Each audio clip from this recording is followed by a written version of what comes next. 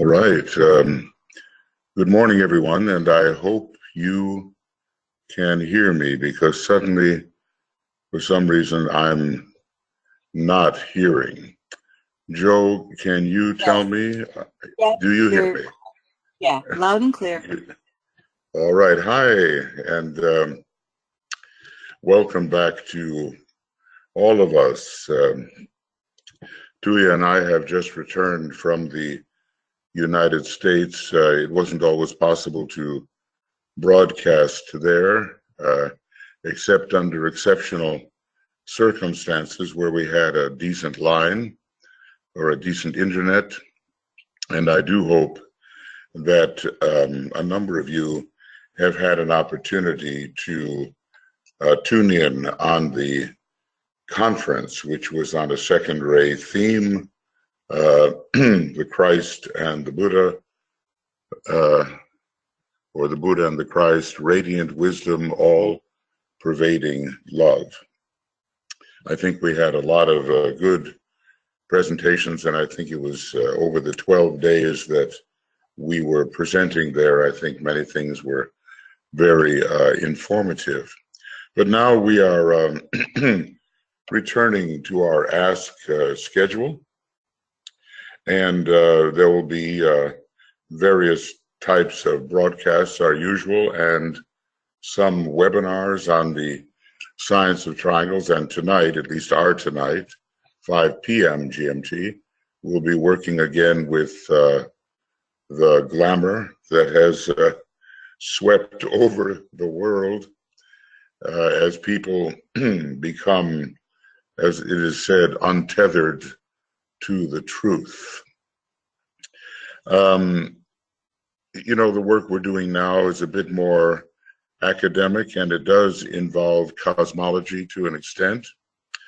It will also bring us from the cosmic down into the particular, because we want to have ways of applying this great science of triangles, which is universal actually in nature. About some of this we can know nothing, but at least what is considered to be cosmic with respect to our little lives can be initially understood to a certain degree.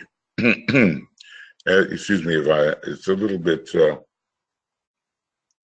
early in the morning here.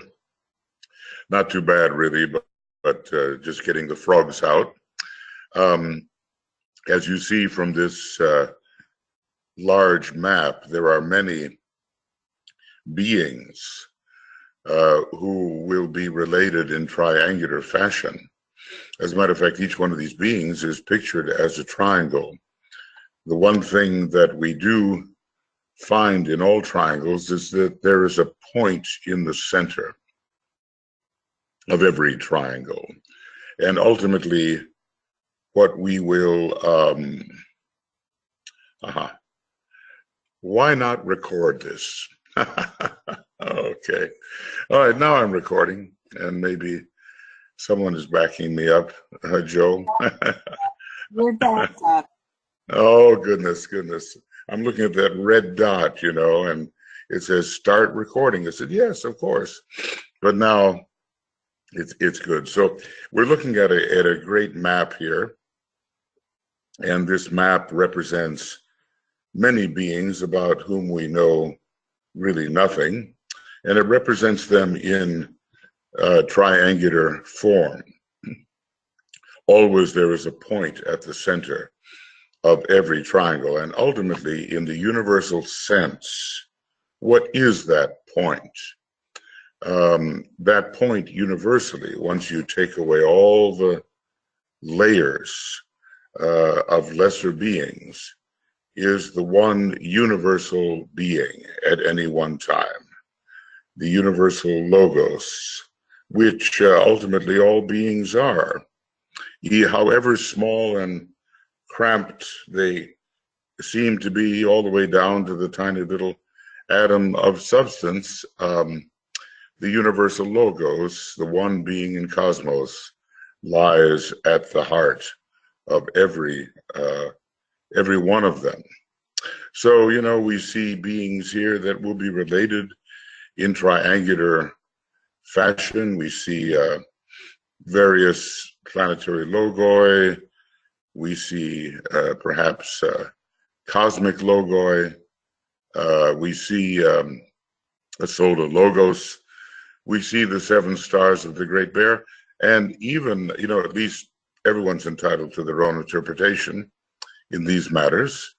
We see the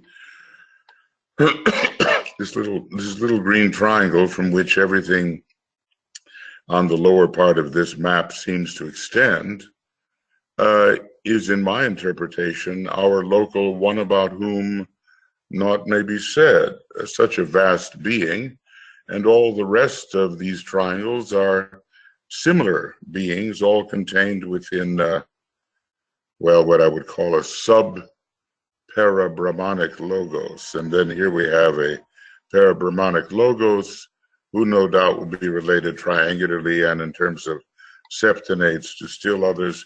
And we haven't even touched anywhere near the scope of our galaxy, and galaxies, of course, will be related in the same way etherically, that is, triangularly with other galaxies and grouped in 7s.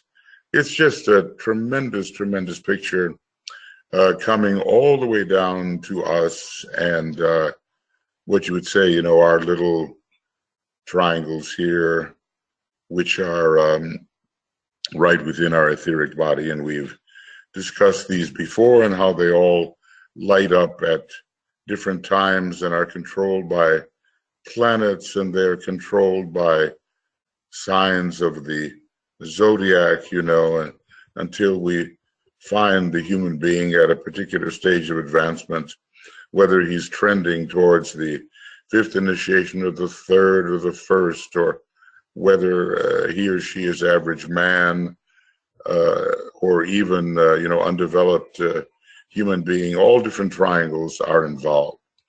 So, you know, the key is to look at all this material from a large academic point of view, the way the Tibetan presents it to us, but at the same time to realize that it's, you know, like just 2 days ago, we started again, and Tuija presented the science of triangles in the practical aspect. And, you know, we're using our usual triangle meditation, adapted from all that DK has said.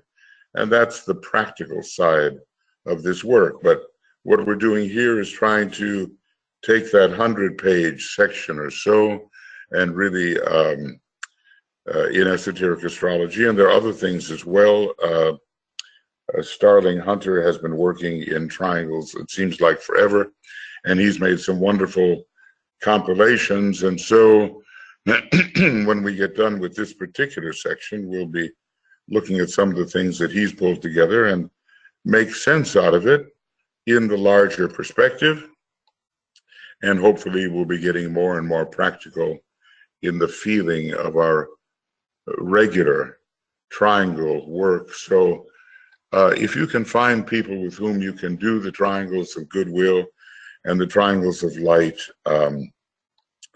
do by all means do that, because in this day of prevalent glamour, the work of the triangles will work against this fog, which is trying to keep humanity from the truth.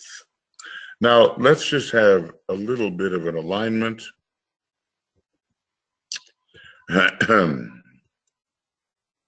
trying to get the cobwebs out here, but not doing too well. I always seem to come from Phoenix with my annual Phoenix cough, but it's getting better here in the pure air of Finland, and it's a big help.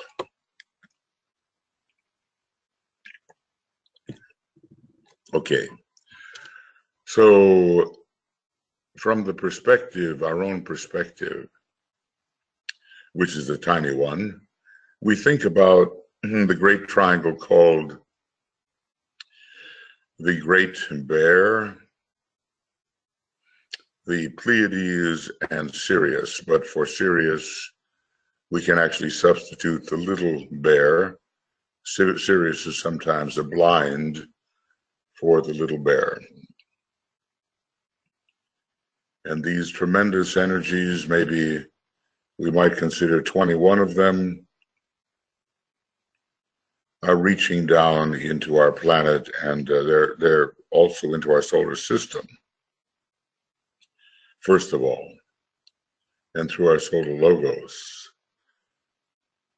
And no doubt our solar logos is triangularly related to a number of solar logoi within the 7 local solar systems. We call it the 7 solar systems, of which ours is one.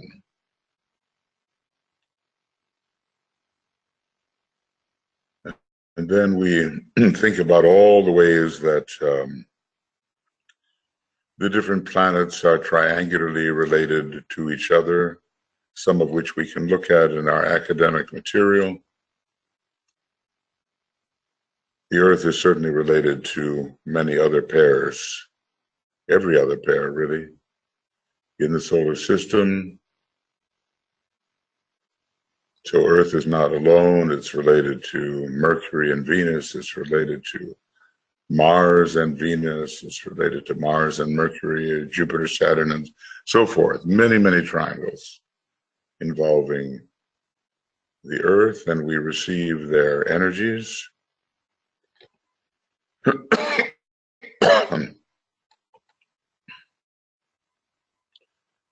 And down into our microcosmic life, which is our, in a way, our monadic life. Our monad is a triangle in a way: will, wisdom, and activity.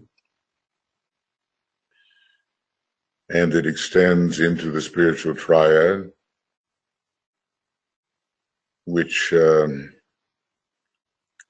is the expression in the Brahmic worlds, the lower 5 subplanes of that will, wisdom, and activity. And the soul, too, is called the triangle.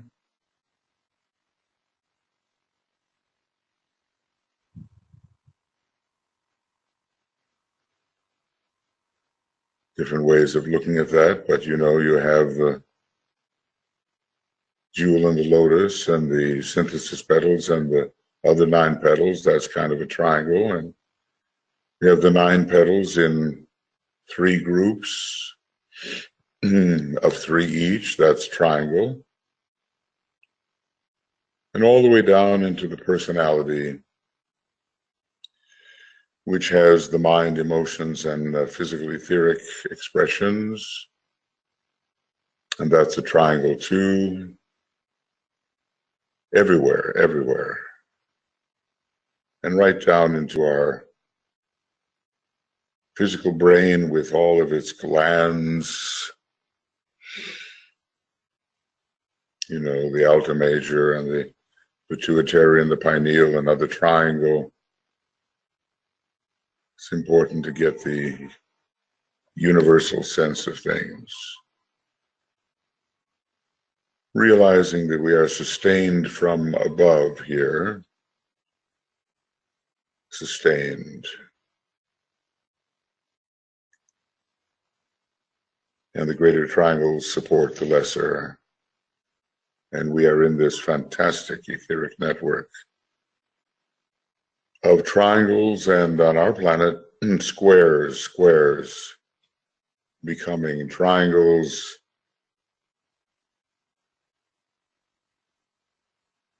As the square is bisected and as the planet moves increasingly towards sacredness and soul receptivity.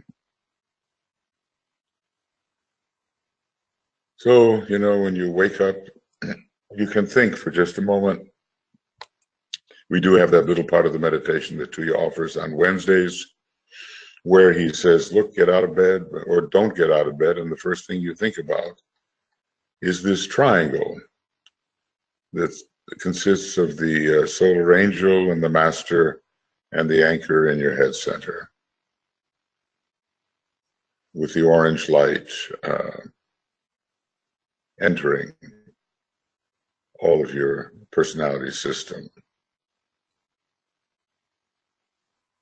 So just carry in your mind the amazing breadth of the triangle system, which is truly universal and which is reflected in the tiniest way in our own little microcosmic etheric system.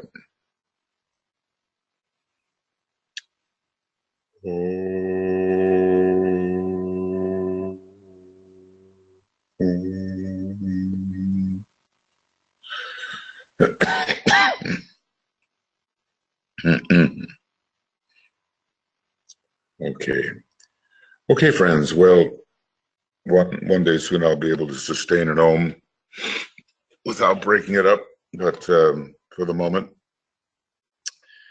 So it's a big world, and etherically everything is interconnected, and the preferred method of interconnection is not squares, which have to do with non-sacredness, but triangles, which have to do with the penetration of the soul nature into the whatever etheric system it may be.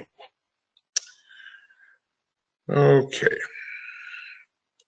Now let's go over here. I found, by the way, another chart which is quite good.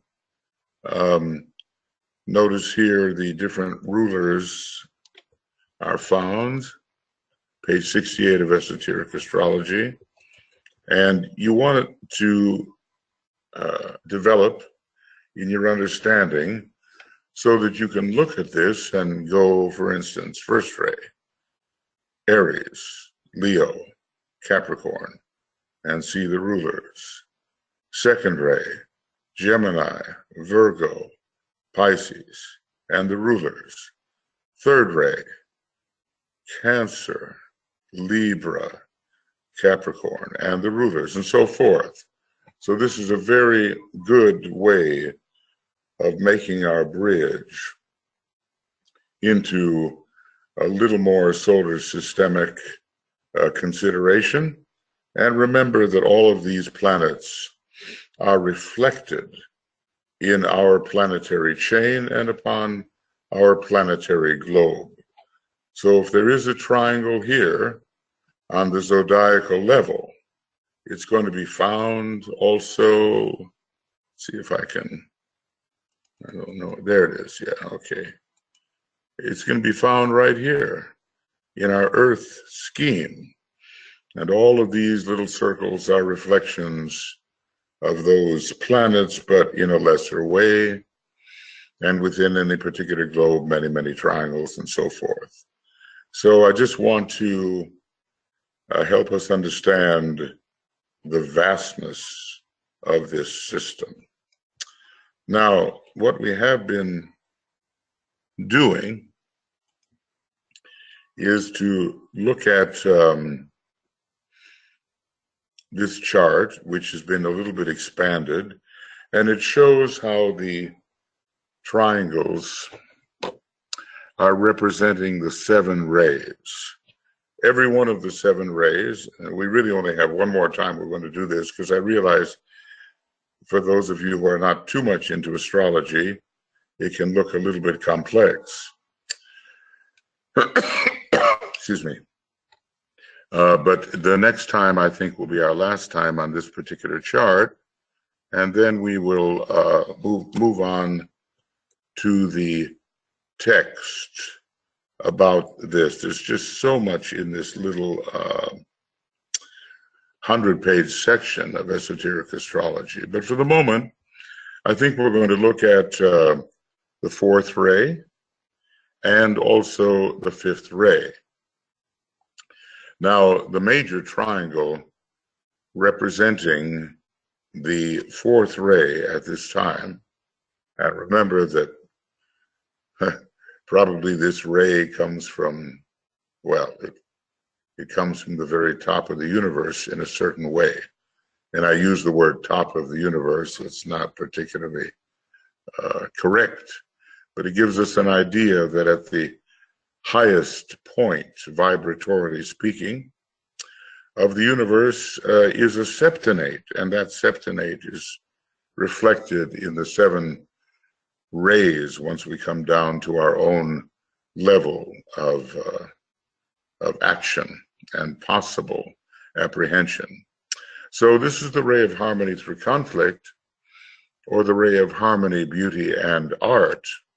And the major triangle here is Taurus, Scorpio, and Sagittarius. And one of the things that's really interesting, if you go to, well, let's see if I can get one more of these going without it collapsing.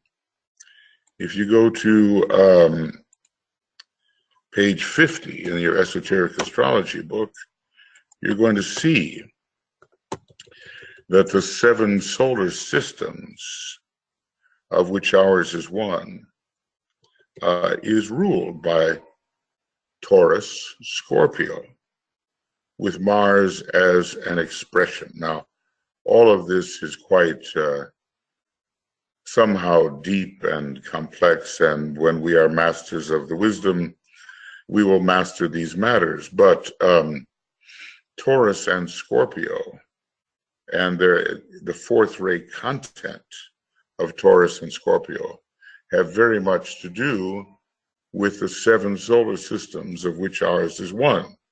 And one would assume, looking at these 3 factors, is the triangle here of Taurus, Scorpio, and Mars, that there's plenty of struggle throughout the 7 solar systems, of which ours is one. This triangle here gives you the hint. Every one of these is a struggling point of expression. We know about the warriorship of Scorpio, but Taurus also says something like, let struggle be undismayed, meaning there's a lot of battling going on in Taurus too. Eventually beauty and harmony are achieved. So that's the main triangle there. And you might think in your own system, well, the throat center, Taurus in a way, the sacral center, Scorpio, and also other centers for Scorpio, because every center below the diaphragm has that scorpionic content. It represents the Hydra in a way. When we're fighting the Hydra and we're finally in a position to begin doing something about it, our focus has already risen above the diaphragm, and we're dealing with the solar plexus, the sacral center, and the base of the spine, with which Scorpio has plenty to do. Now, Sagittarius in general is the locomotive power of the thighs. Sagittarius rules that. As you know, every sign of the zodiac rules a different part of the human body, but Sagittarius too is associated, interestingly, with the solar plexus center, and also with the sacral center. Maybe not so much with the base of the spine, except that kind of upward pointing arrow, if we reorient Sagittarius, will tell us something about the way that Kundalini rises. So what you can do, if you turn to, let's say, page 100 and 517 in the Esoteric Astrology book, you can see the different ways the planets are connected with the chakras. And I think some of you, have done that. Why don't I just do that just for fun, just to show you what I mean? But where it is for the average man and for the disciple or initiate. Different planets are connected with different chakras. So these triangles that you see here, connected with the fourth ray, are working through some combinations of chakras, sometimes two, and sometimes, oftentimes three. Now, if you look at Taurus, at first it's a very earthy sign, and and our little planet has much to do with it. but later it begins to represent the light. Now, at first there's just magnetic elemental attraction that comes in under Venus, but eventually all of this gives place to the divine will under Vulcan. Now, even though Vulcan is a sacred planet, it doesn't mean that it cannot be used in a non-sacred manner. And that's the way it occurs, because Vulcan has to do with the forging of all hard things, including weaponry. And there we haven't yet beaten our swords into plowshares and our spears into pruning hooks. So even though Vulcan is sacred and Venus is sacred, nothing but sacred planets here, it can be used negatively. But later it has a lot to do with the pineal gland and with the 7 head centers within the head.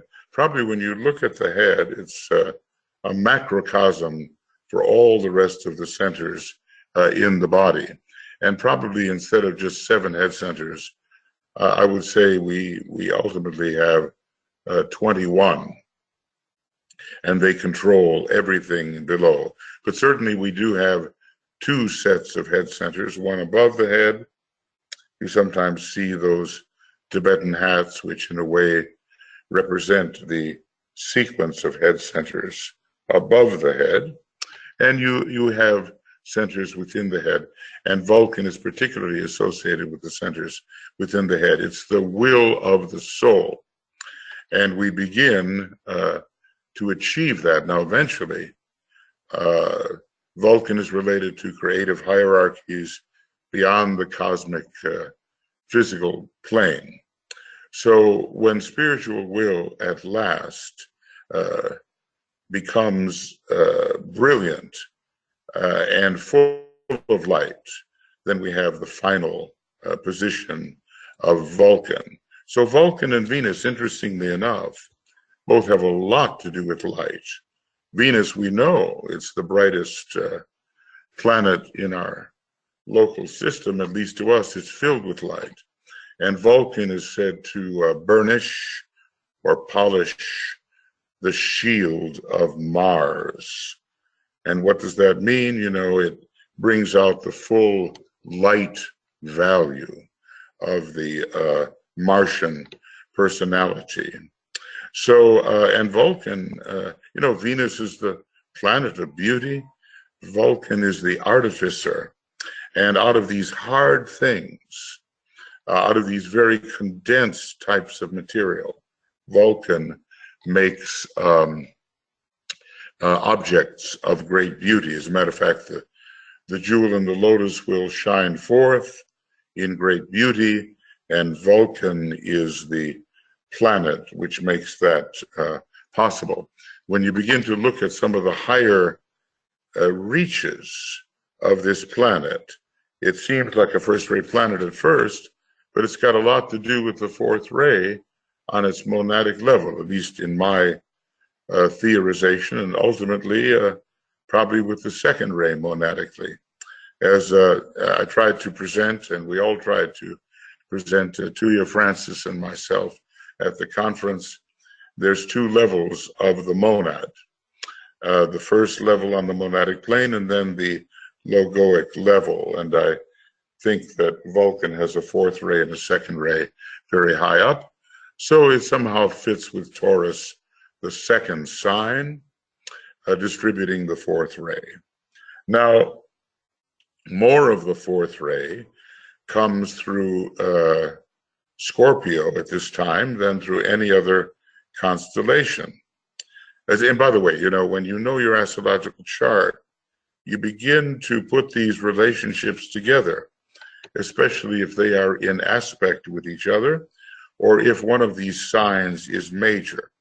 It does not, in your chart, it doesn't tell you that this will be your ray chart, but as the Tibetans showed in the Destiny of the Nations, it's very important to consider the astrological factors underlying your ray chart. And they too have their rays, and it all comes into the mix. Now, Scorpio is humanity's sign at this time, and it's related to a lot of low things, and to the dragon and to the hydra, but it's also related to the Buddhic plane, where a kind of conquest occurs as we stand on top of the lower aspects of our nature. We fight our way there under Mars, but we don't succeed until the light of the intuition from the Buddhic plane is mediated to us because of our humility via Mercury. In order to reach the hierarchical ruler here, we need humility, we need to kneel, and we need to see our hydra from a higher intuitive perspective, which Mercury confers. And let us not forget Pluto, which is so powerful here and sort of underlies this whole process in Scorpio, lifting what is hidden into the light so that it can be dissipated, because it's often the dregs of the aura. And you know how it is that in psychology, you can't pretend that something doesn't exist just because you don't know about it. It's having its effect down there, and it's that effect can twist and warp the personality unless, the bottom of the aura is cleaned up. So, we fight our way, we go deep, we lift up all of the ancient stuff. We see it in the light of the intuition, and humility opens the door to the intuition, because humility is that adjusted sense of right proportion. And the intuition, the pure reason, reveals things in their true relationship, and the result is beauty. There's a great beauty on this plane of harmony, which is the fourth plane, or the Buddhic plane. When we come to Sagittarius, it's really all about becoming human through aspiration. In the early days, before there was a solar angel, animal man aspired, that's Sagittarius, towards his higher nature, and the monad responded, and the causal body was created without the help of the solar angel. Now, interestingly, Sagittarius is always involved with the solar angel, even now. Think of it this way. There's a section about 21 million years ago where the solar angels, or that certain part of them, shot forth into animal man, into the mind level, into the brain level. There was a great destruction of forms, but the solar angelic influence under Sagittarius shot forth like arrows. Now, here's very interesting, because Jupiter is a sacred planet, and we're talking about, it's the Orthodox ruler. Mars is a non-sacred planet, and we're talking about the hierarchical ruler. But that doesn't mean that the sacredness does not exist of Jupiter and the non-sacredness of Mars. So, Jupiter is the heart center. It expands the consciousness. It creates many, many contacts that we need to appreciate the wider point of view. And that's interesting about Sagittarius. Notice here how it's found in the fourth ray, the fifth ray, and the sixth ray. It's one of those constellations that, like Capricorn, appears 3 times in these charts. Then there's the whole question of the earth, the sacred earth, the earth on the path itself to becoming sacred. And Sagittarius has a lot to do with treading the path and achieving equilibrium, just like Libra upon the path. The narrow razor edge path, a one-pointed treading by earth of its own path of discipleship. And then Mars is peculiar here because there's a mystery here about the reversal of Sagittarius and Capricorn. You know, we can get into it theoretically in the table of hierarchies, but let's just say that Mars represents the lunar lords and the elevation through aspiration of the lunar lords. Well, you've got your heart center involved here with Jupiter. You have Earth. You can consider it in relation to the throat center. You have Mars in relation to the solar plexus center. So solar plexus, heart, and throat. And when you have this kind of triangle in your own chart, you can look at your chakric system and see which way the fourth ray can enter. So anyway, all of this has to be applied to the astrological chart itself, and that is another matter. Right now we're just looking at this cosmically, and we're saying through Scorpio, the major conflict is being waged by humanity, and then eventually there will be a Buddhic, intuitive understanding of life once the conflict is really sorted out and once the human being achieves humility. But there would be no fourth kingdom of nature without Sagittarius, because there has to be aspiration from below in order to join up with the higher aspects of the nature. And there has to be an outreaching by the solar angel with its arrows of consciousness penetrating the matter of the higher mental plane and creating a causal body, an egoic lotus. Okay, so that gives us some kind of idea. Now remember, you can match this all up with the kinds of, let's see, I've got to get back here. This is, oh no, that's a different one. All right, it's here it is. Yeah, these are the fundamental triangles in man, and you can always refer back to them, page 169, page 170 of A Treatise on Cosmic Fire. Now, eventually, excuse me,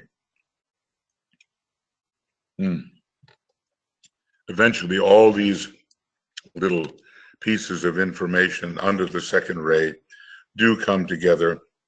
It is the ray of the divine pattern, and you're not left with a lot of hanging pieces of information.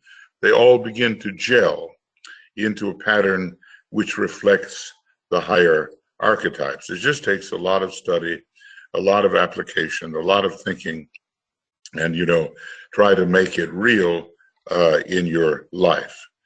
Now, I never can get beyond 2 of these, you know, at least the way I'm doing it at the moment. The fifth ray, you know, is a ray much connected with initiation. And in a way, it's a ray of great mental brightness. It's a ray filled with light. It's just like Venus. Venus has that fifth ray soul, and as a result is so luminous. The fifth ray is the most luminous of all the rays at this time on the ray lord level.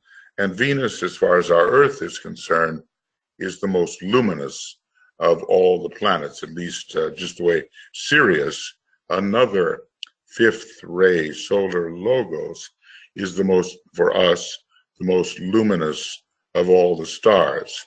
Now, the major triangle there is Leo, Sagittarius, and Aquarius. And, to try to make it simple in a way, Leo is the distinctiveness of your identity, because the fifth ray always draws kind of a boundary and says, this is this, that is that, at least at first. So it's a ray of discrimination, and it says, this is the self, this is the not self. And Leo is very sensitive to what is the self and the not self. So the distinctiveness of your identity as a human being is created by this fifth ray action.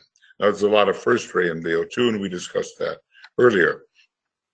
Sagittarius is the great sense of discovery, and that is connected with the fifth ray. You go on an adventure to achieve more understanding of the concrete world, the world which has precipitated as the form of God, the garment of God.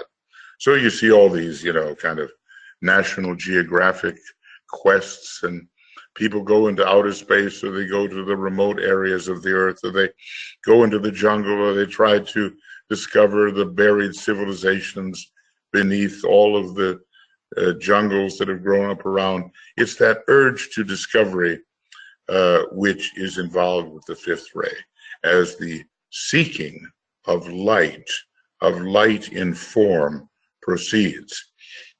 When we have Aquarius, we have the scientific application of the fifth ray to a great many of progressive possibilities.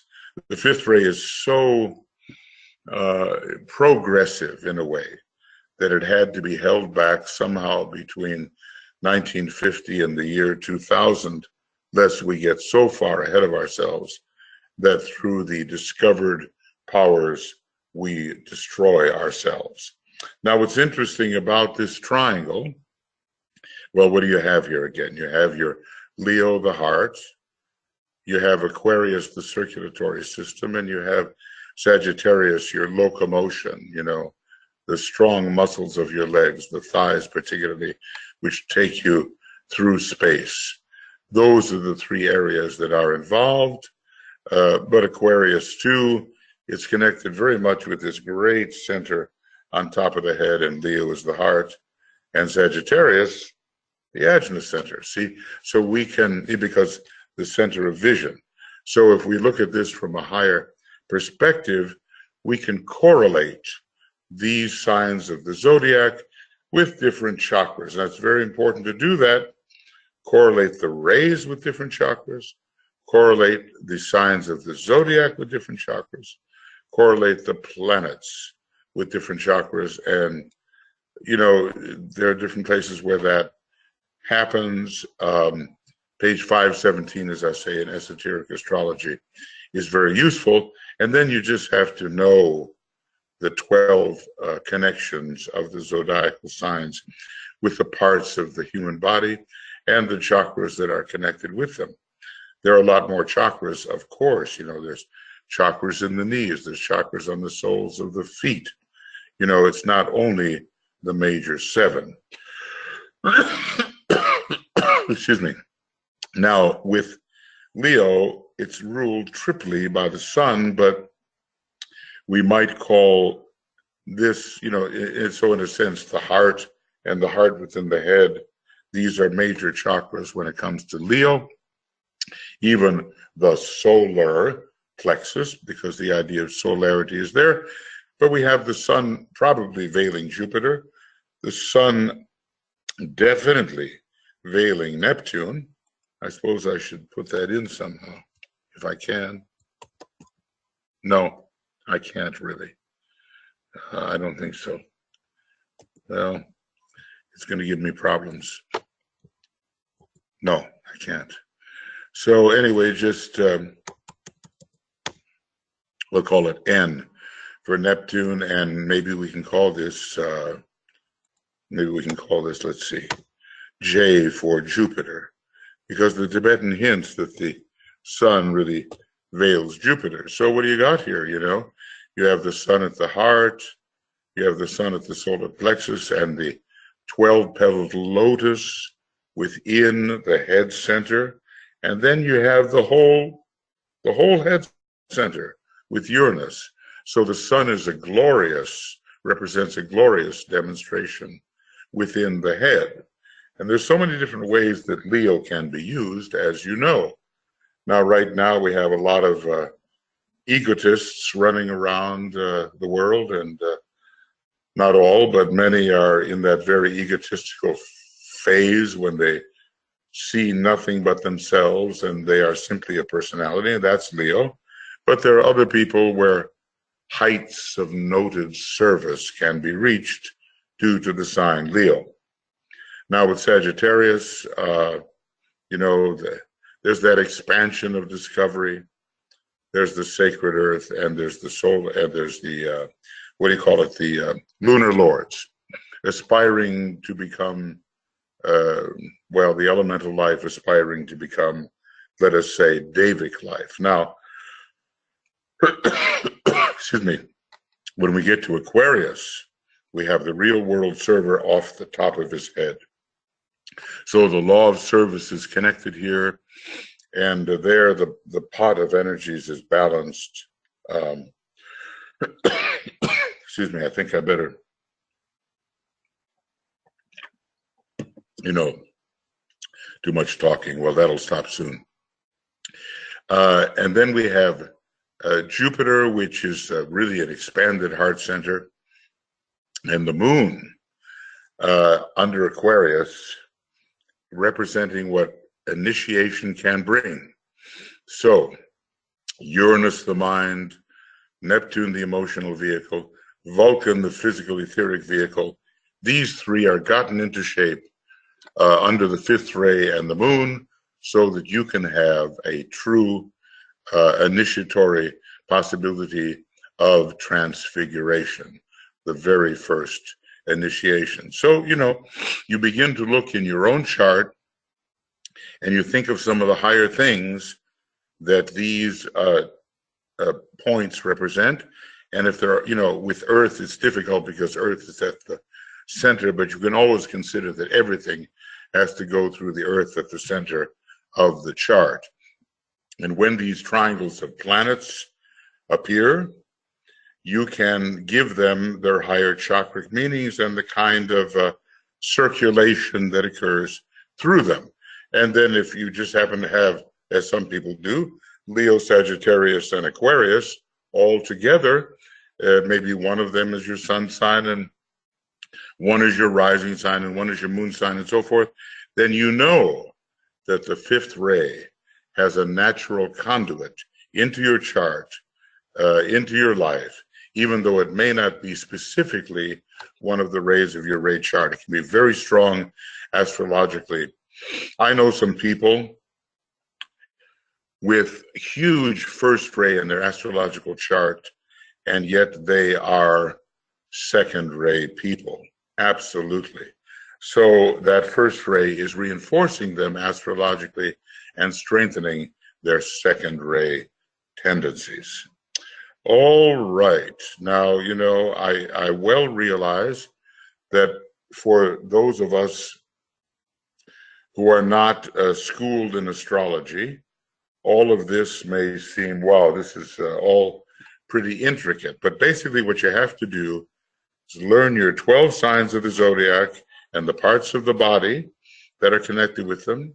You have to learn your planets and the ray of every planet, the major ray, there are always going to be more than one, and what particular chakra that ray is connected with and that planet is connected with. If you have that, that's your vocabulary, and you will begin to be able to interpret energy flows in your life by studying your astrological chart from this perspective.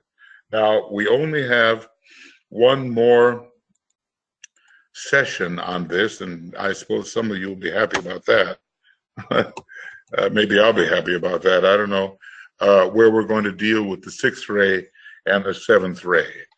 The reason I'm doing this, of course, the ray chart is maybe the major thing, but the underlying astrology supports all that, and it comes in triangular fashion. So eventually, you want your whole system to be properly, triangularly, etherically interrelated. Now, this takes a number of lives, I suppose, but eventually the soul makes its way into the etheric system, and eventually the triad, and eventually the monad via the Mayava Rupa and all that kind of thing. And then we are, becoming a sacred human being. All right, so forgive my ongoing stream of consciousness here. I'm just trying to share with you certain things. And now comes the opportunity for you to, if you have questions or thoughts, and I see some of us do, then we can proceed with it. I see Vera and Carrie here. So let's go ahead and see what's on your mind. Okay, so Vera, you heard. Whoa. Yep. Okay. Thank you. Okay. Just a little addition to the fourth ray. Having Sun in Scorpio, I am familiar with all those struggles of Yes. But just recently, I went through Esoteric Psychology 1, page 49. Esoteric Psychology, did you say? Esoteric Psychology 1, page 49. And yes. there is a sentence that it is in the last analysis, the ray, the fourth ray, is the ray of mathematical exactitude. Yes. Yeah. Yes, that's one, of course. That is a very interesting idea, and this is the understanding that all of harmony is based upon mathematics, and there has to be an exactitude of vibration in order to achieve the kind of harmony and beauty that the fourth ray promises. So that really makes you think, and of course, in my tapestry book, I go into that kind of thing, but here, just to mention a few things. Now, does this mean that fourth ray types will definitely be mathematicians? Not necessarily, and many people on the fourth ray, they kind of run away from it, at first. But if they ever want to achieve right human relations, right relations with other vibratory entities, then the mathematics, the exactitude of frequency enters the picture. So thanks for, reminding us of that fact.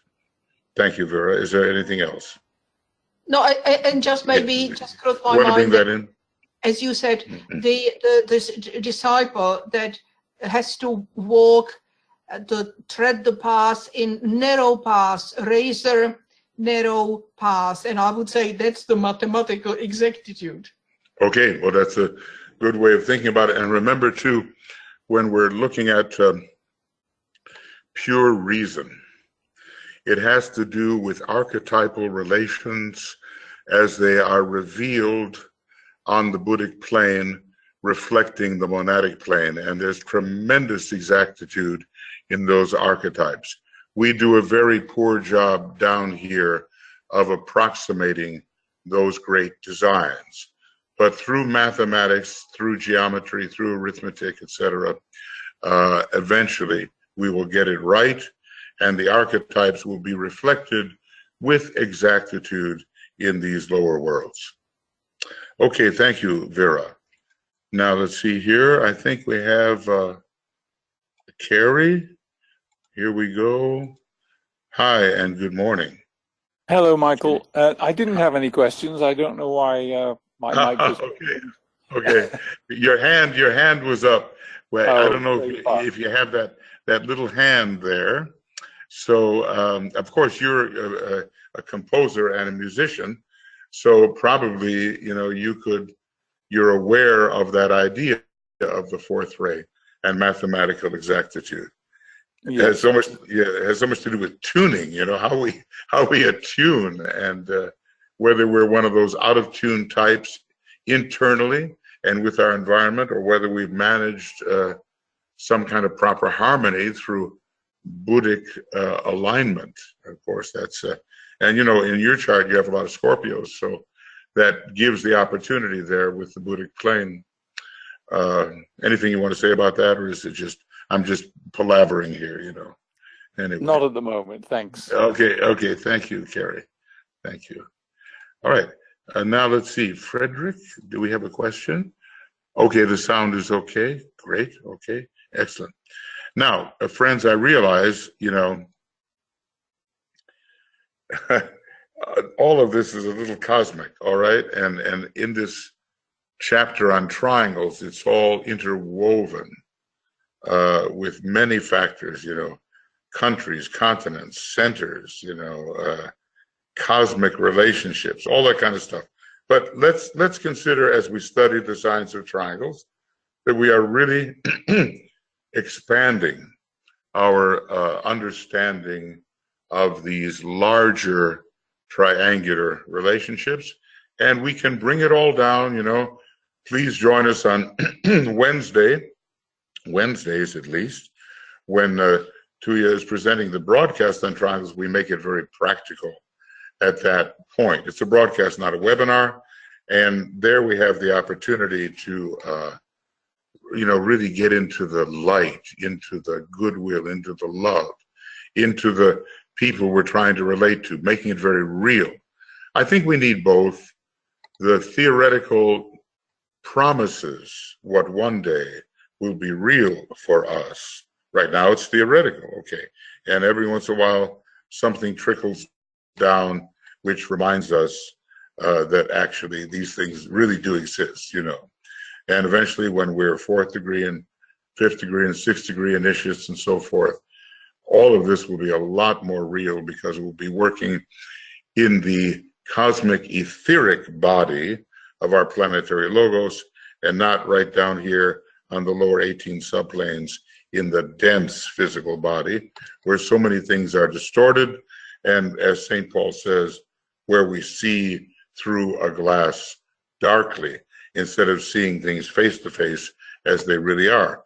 By the time we build the Antikarana and reach the Buddhic plane, or the Buddhic inflow, we actually begin to see. There is revelation, there is realization, not just words, not just words. So, you know, we persist until everything becomes real to us once again. Okay, now your thoughts, we are open to any questions or comments about, okay, and here's Tuija. Go ahead, dear. Go ahead. Well, I am just asking, am I going to talk anything from the practical point of view? I don't think I ever can when I'm dealing with these subjects. Yeah. So is that now the good time? Sure, absolutely. Anything goes. Right. First of all, I was thinking, now when everybody has been getting the handouts, that those who can take their own charts and would be interested of looking, you have there the rulers of the particular signs, and then you have now the triangles pointed out by the astrological signs. So you can study in your own life how these energies are working, to what kind of, which is expressed by the house, in what kind of life arena these energies are pouring into your system, into your own little universe. It's very intricate study. It takes a lot of thinking, because when you think about the sign itself, you have to think about then the house itself, what kind of energies there are in the background, because there are always a basic structure of the houses which has a certain coloring in them, and then there is your own particular chart which is expressing via the sign which you have been born in. And then you have the planets themselves as well, who have a certain type of energy structure in them. So it's very interesting to study that, Michael. But I now want to say something about the triangle work itself. Okay, well, just 1 second, because I just want to show people your chart, if that's okay. Maybe it's not okay, but I mean, I just want to give an example. Okay, I think your name is Tuija, right? Okay, so I'm going to do my best. My name is Tuija, yes. Okay, hold on. Got rectification there. Let's see what I've got there. Now, you see, here is a chart, just to give you an example, since Tuija started saying so. You look for different triangles, and they're all over the place. But what you do see, very interestingly, is a very important triangle between Mars in Aries. It's all by itself in terms of the major planets, the ascendant in Leo, and the sun in Capricorn. Now there, and a bunch of stuff in Leo, all the stuff in Leo, but here's the T-square more or less. Mars squaring the sun, and Mars loosely squaring the ascendant by a little, about 7 degrees, which is still allowed. And that's all of the first ray signs, with Mars, the ascendant, and the sun. Every one of the first ray signs is represented there. So, if you were a second ray soul, it would be a reinforcement of your second ray. It would be a supplementation of your second ray. But if you're a first ray soul, the way Tuija tends to be, then it's a real doubling down on the first ray. So, you find that kind of connection, and, you go through a chart and you begin to look for the different possibilities. Now, not everybody has the complete triangle. In this particular case, the triangle is complete and very important. I think when I look at my chart, I don't find a complete triangle of all three. Let's see, do I? No, I don't. But Michael, some of you will. Yes, dear, go ahead. Yeah, what Yes. I was saying, if we would now use my chart, so when we think also the houses behind, so we have the Mars in the 10th house. Mm-hmm. So then we can well take Jupiter, the Uranus in the first house, and then the Sun in the 6th house. All of these houses have a different flavor behind them. So there is, when we think about the first house, it is having the flavor of Aries. The 6th house has the flavor of Virgo. The 10th house has the flavor of Capricorn. So when we start to think about how the energies are working, this first ray, if we now take this, the first ray, how they are working through these arenas of the life, because this is the practical side. We all are born under certain type of zodiac or horoscope, which is planned by the soul. Then when we think even deeper, we all have been born in particular location of the earth, and DK talks about how the location where we are born, to what kind of group, the national group we are born, is because the soul needs that type of body.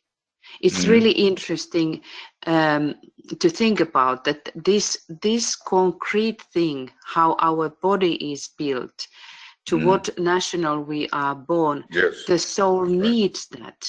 And because when we study, yes. Yeah, I was just going to say that every type of body in different relatively pure nationalities has its own astrology. That's right. So what that is, of course, has still to be deciphered. But you're completely right in the destiny of the nations. He deals with how the different souls are attracted into different groups because either a long-term association or because there's a need. Every once in a while, you may switch into a different group because you need supplementation. But normally, there's an astrology and a rheology to the vehicles of particular groups. And when we think about our lives, that it's somehow easier to think the greater ones, those huge entities who are in the above universe for us, but we are a universe as well, and we have particular purpose in life to bring our universe in harmony to this greater whole, and there steps in the triangle work. Yes. So when we study our lives and try to get very wise about it and understand it, why we are drawn to certain things, why we are doing those, then also should we do something? That is a big question as well, because sometimes we are hanging on in the earlier patterns. So we have to understand when we have to really move on too. But when we think about the triangle work, it is the global work. It is something that every single one whose heart is aching to respond to this need in the world. The triangle work is the response for that. And how we can understand that is via the charts as well, because when we think about the squares in our chart, it is something which is harder to bring to function. And it's always thinking, somehow telling about us the places where we are working, where we try to bring the triangle, the trine into that. In the charts, it is said that when you have a trine, it's the easy flow. And that's why this triangle work is some kind of easy flow in the square man, in the square humanity, in the square energies of humanity. So the three people who are forming the triangle, and it has to be living. It is not just to form it, but it has to be a practical practice every day. It does not take a long time, as we know that how we are forming the triangle is just, we have a great connection to some of our friends, co-workers, which is based upon love and goodwill. And with them we form the triangle. And every day we tune in and we sound the great invocation. And what is fantastic about the triangle work is that it does not need to be the same location, the triangle workers. We don't need money for that. We don't have to even synchronize, even though we are in different time zones. Whomever of the member of the triangle is meditating, that is vitalizing and stimulating the triangle, and that is making it really living, a kind of, if we think about this network, and it starts to create this network. So these living points here and there on earth is bringing the soul qualities into these phenomenal world. It is helping humanity to go through these very, very challenging times. And also what is interesting, as we have been talking, that the triangle work is based upon the new science, which is the science of invocation. I have been talking about that here and there, but I think we need a lot of thinking. What does it mean to really be a human being? What is our collective destiny? What is our collective purpose? We belong, every single one, to the planetary center, which is the throat. and throat is producing the sound as we know. So we have the responsibility to the lower kingdoms to bring down these higher energies. And the best way it is, as we work individual beings, but we should have at least one triangle, each of us, in order to really step into the hierarchical work. As Michael was showing this great chart in the beginning, where we have this, the formation of triangles, of hierarchical triangles, where you have this. Yeah. No. I try to get it. Oh, you lost that. That one. No, the earlier one. I mean, yeah, there it is. That's one. Yeah, so this is telling about that even though it is representing one being, and I was thinking about that, I think this triangle work is the pre-stage for us to become one being. It is said that the Christ is saying that wherever two or more are gathered, so maybe the two is like the mini or the most basic thing in spiritual work, but the triangle work seems to be something where we are really starting to work and function as these greater ones are functioning.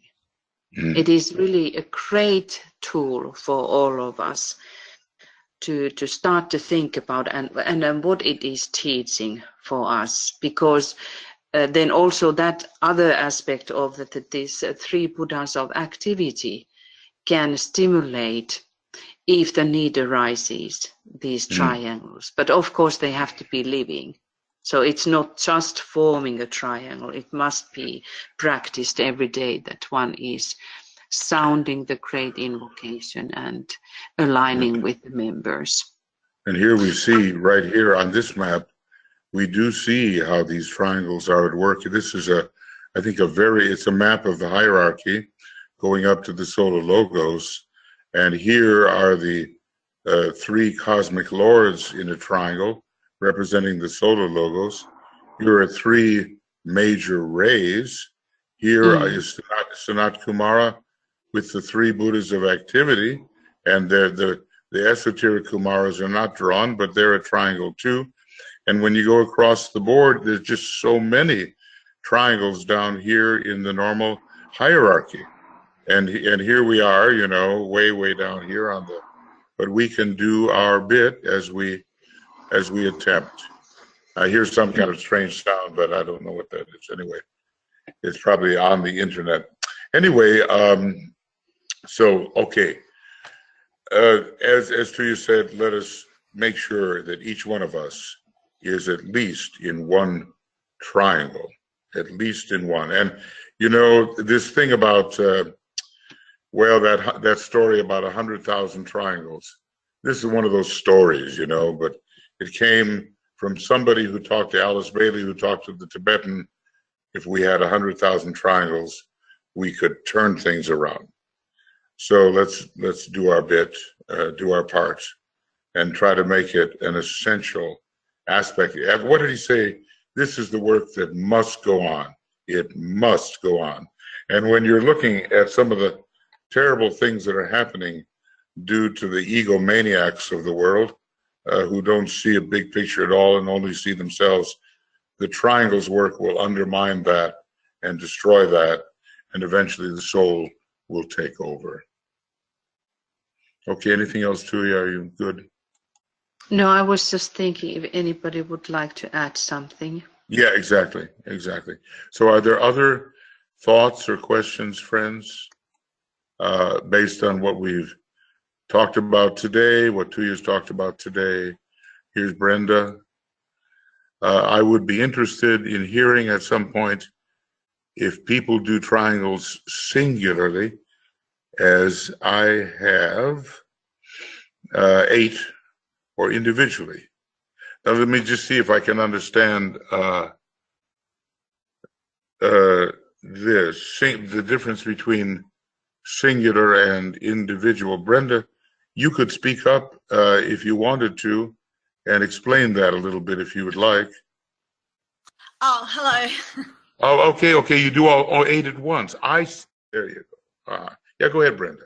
Go ahead. Yeah, so you've got it now. So yeah, because I'm in 8 triangles, and I know I read somewhere that you can actually do multiple, but it's a lot more mental. Yeah, if you got a tremendous imagination, sometimes if there's just no time, put your triangles out there, boom, boom, boom, boom, boom, and do the great invocation for all of them. I tend to, well, there was a time in my life I had about 50 triangles, and I did them individually. Took me 45 minutes, whatever it took, But there's a way as well to see your triangle, see another triangle, see another, just visualize it. And even though you probably can't hold every face or form in your head, you've at least fixed it in the ethers, and then do the great invocation. You can do that too. Yeah, I've tried that, and I just wondered about its impact, or its, yeah. What he says is the depth of feeling, Yeah, thank you. The depth of feeling with which you do the triangles. You see, when you're establishing, what I would definitely do, look, it's unlikely. Maybe you have a fantastic imagination, but to see another 16 people plus yourself, bang, like that, to see it all, that's unlikely, but maybe you can do it. What I would do is see each triangle, come on rapport with each triangle, then hold the whole of it, and then do the great invocation. That's what I would do. Thank you. Given time, kind of time we have. Okay, thank you, Brenda. Appreciate your input. Thank you. Okay. All right, any other questions or comments that you would like to make? Michael, I still want a little tiny thing about this, how the triangle becomes magnetic. And really, when we think about the second ray, is magnetic ray, and we need love. That we are able to start to create that kind of focal point, which is magnetizing and calling forth the energies when we invoke. So it will happen automatically, but also consciously when we concentrate consciously with the members of the triangle by love. Yes, and the beautiful thing about this is eventually, the triangular is a triple formation. So you're going to have 3 types of triangles somehow representing the 3 rays. There's going to be triangles of light, triangles of love, goodwill, and there's going to be triangles of the will to good on the first ray. Now he says we're not ready for that yet. People can experiment with that, maybe in smaller groups or whatever, but eventually the will to good is going to come in there as well. So, but the second ray is the main ray in our solar system and the main ray on our planet, because it's the soul rays. So it's really the most important for holding things together, even though you've got a triple formation, which is very connected with the third ray. See, the Buddhas of activity have a very third ray meaning. They were the intelligent planetary logoi in a previous system. I suspect that, like our Buddha Gautama, that the Tibetan also has a third ray monad. And, that's why he's so connected with the triangle's work.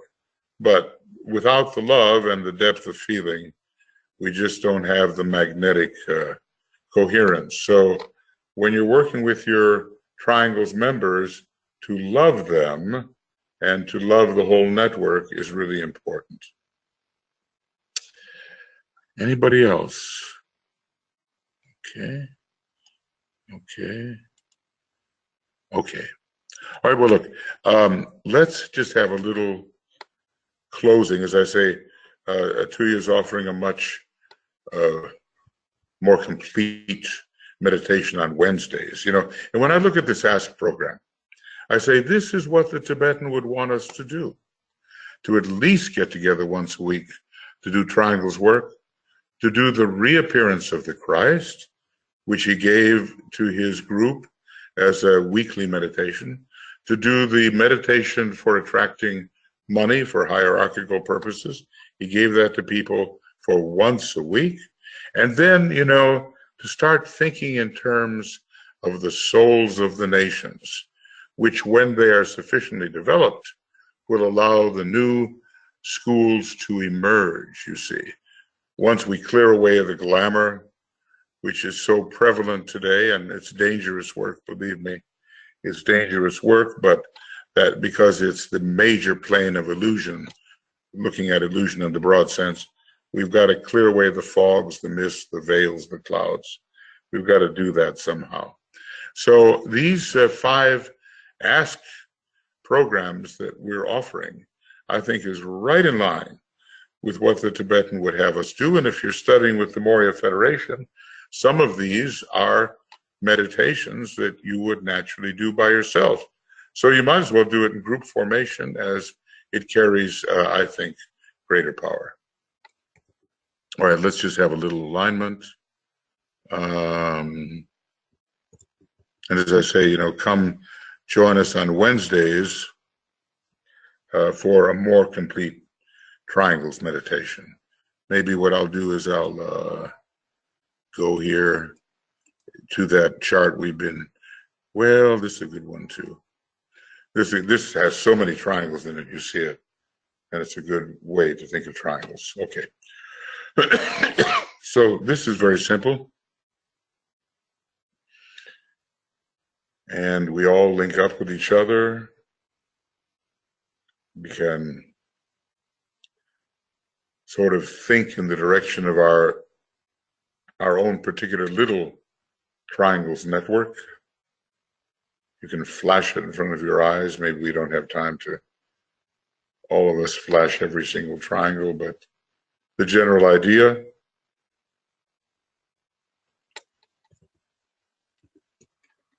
So our little networks are part of the great planetary network. I should have a good diagram here, but I don't. Okay, so, but you can imagine the planetary network of golden triangles carrying light to dissipate the glamour, carrying love and goodwill to dissipate separation.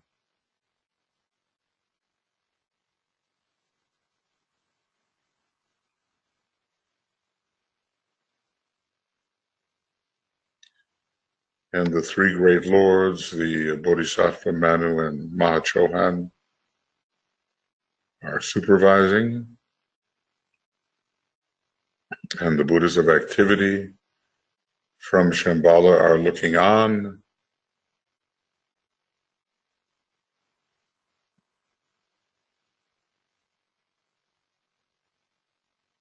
And with that network in mind, let us simply sound together the great invocation, seeing this network getting stronger and stronger and more beautiful, more vibrant.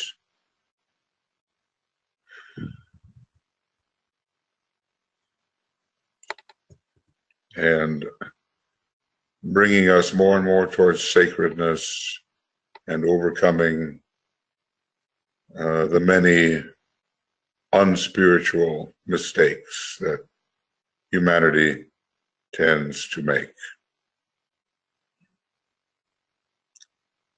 From the point of light within the mind of God, let light stream forth into the minds of men. Let light descend on earth.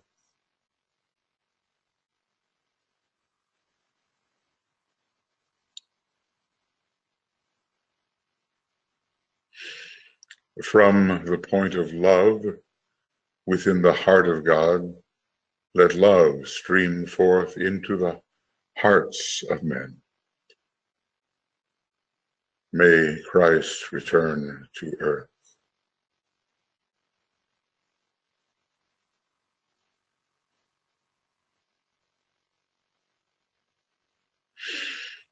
From the center where the will of God is known, let purpose guide the little wills of men, the purpose which the masters know and serve.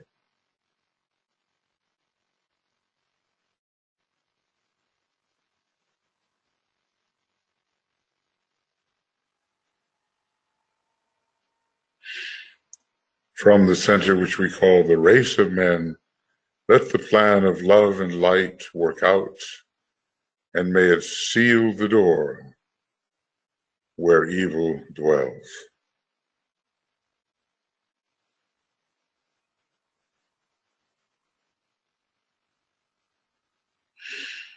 Let light and love and power restore the plan on earth. Oh.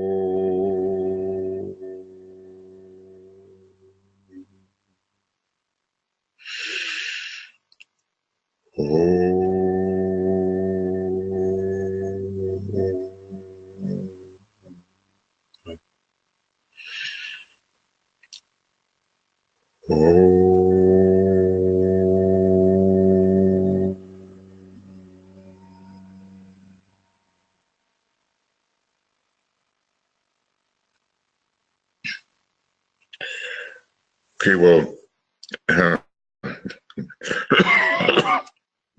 one day soon I'll be able to get through a complete Om.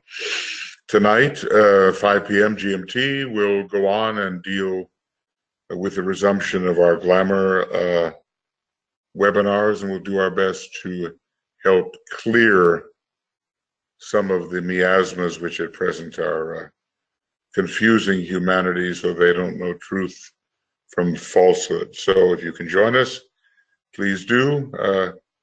You know, just wherever you live, we're always referring to GMT. So if you don't have any summertime, you're always the same time relative to GMT. If you do have summertime, you're going to be moving forward or back to standard time. There'll be only 2 times that you'll have to consider during 2 seasons of the year. So it's pretty easy, I think, to do that. You can also get some internet help. Just go to one of those time maps and you'll be able to find it. So thank you very much for attending, and we'll do a little work later in the evening for us. Appreciate your presence, and lots of love to everybody, and we'll continue to work. And thank you, Jill, for backing us up here on the technical side. Okay, all the best, and we'll see you later. Bye-bye.